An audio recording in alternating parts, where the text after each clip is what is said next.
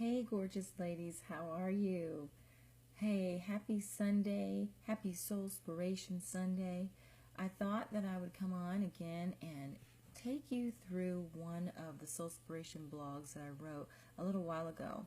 Some of you who are familiar with my blogs might have been able to take a look and read them, and maybe you're familiar, but some of you have been on my page for a while. Maybe you don't even know that it exists. So I'm going to read one of my Soul-Spirations and then just kind of unpack it just a little bit. And so if you have the opportunity to sit down and listen and then let this minister to you, that's great. If you want to replay it, maybe in the middle of the week, that's great too. So the one that I'm going to read to you, I wrote a little while ago. I wrote last year, and it's called Open Your Mouth Wide. So this really, was me writing to me, and I thought I would share it. So, so let me just read it, and then we'll unpack it. So it says, I am the Lord your God, who brought you up out of the land of Egypt. Open your mouth wide, and I will fill it. That's Psalms 81:10. During a moment of study and prayer, I was led to this scripture, Psalm 81:10. It felt like the words were jumping off the page at me as I read it. In the first part of the scripture, not only are we being reminded of who God is, but also of his incredible promise, power, and position. The last part of the scripture is what made me really pause. Really pause. Open your mouth wide and I will fill it. This spoke to me so loud. Our Father requires an act of trust from us, which is opening our mouth wide, and he promises to fill it. Let me break this down for you just a minute and tell you how I interpreted this part of the scripture. I want you to think about the act of opening your mouth, not just a little, but wide. It's kind of gross, but think about that. When someone asks you to open your mouth wide, it's probably going to take a certain level of trust to do this, right? So for example, your dentist asks you to open your mouth wide so that he or she can use sharp, pointy tools to complete dental work in your mouth.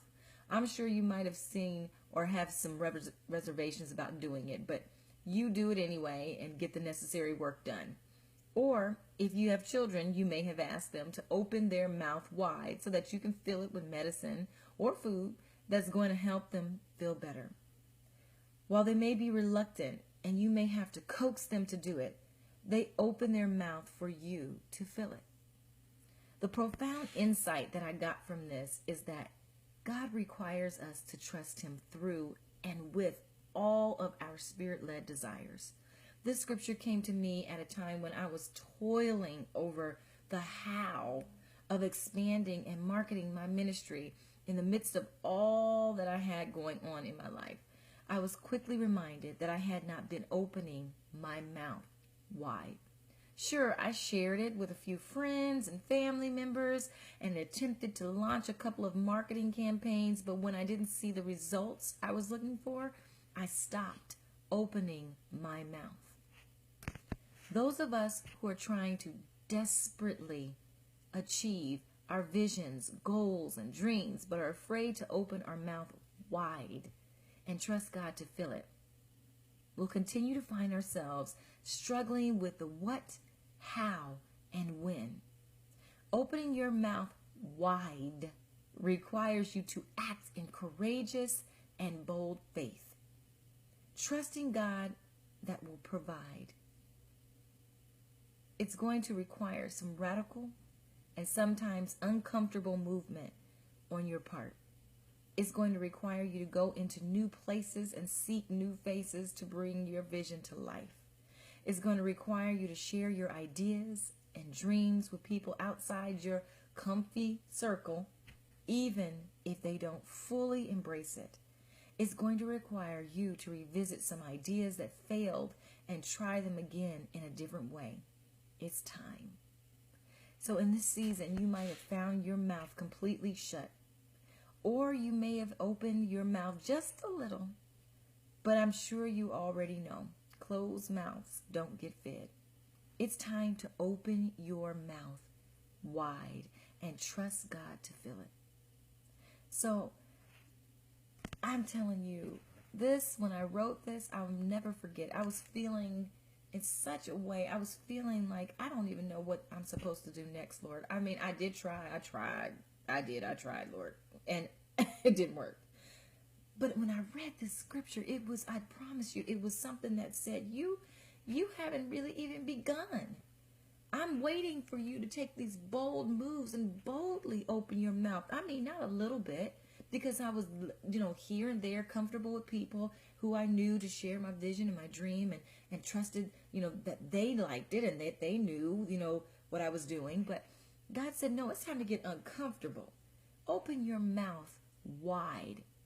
Open it and tell and show and do and continue to talk and continue to move and continue to think of new things and ideas. He was pushing me into this bold place where I thought that I was just not ready to go.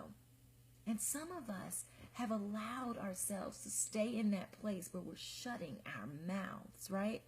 Closing our mouths, scared to say certain things, scared to share certain things. It might be a vision, it might be a dream, it might be something that you need to say, that you've always known you need to say to someone, right? Or somebody in your circle, somebody somewhere. Even if it's a role that you want to take on or a new opportunity that you want to take on, closed mouths don't get fed. So when you think about your attempt, was it a small attempt? Did you attempt something? Didn't work out? Didn't necessarily, work the way that you thought it would. It didn't open up all these grand doors because you said something one or two times. If you did that, I encourage you, look at that scripture. I encourage you to go back and look at Psalms 81:10. God tells us to open our mouth wide so he can fill it. If we don't open our mouth or don't open it wide enough, how do we expect him to give us the promises that he said of filling it? How do we expect that? And I had to say the same thing I'm telling you. I talked to myself. How do I expect God to fill my desires and to fulfill this large dream that I have if I'm not even going to open my mouth? I'm not going to open it wide enough, which means I trust him to fill it. Right? So I want you to think about that on the Soul-Spiration Sunday. Let that marinate. And where are you in your life closing your mouth?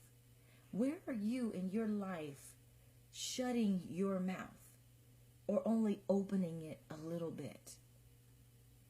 Where do you need to be bold enough, courageous enough to open your mouth and let the Lord fill it? So I leave you with that. And I hope that this blessed you on the Soul-Spiration Sunday, and that you'll replay this. Maybe even share it. So if you want to read this, you can always find it on my blog site, Soul-Spirations. You can go to DeYonneParker.com and you'll find it. And you can even search Soul-Spirations on my site as well. So you'll find it out there. All right, ladies. Have a good one.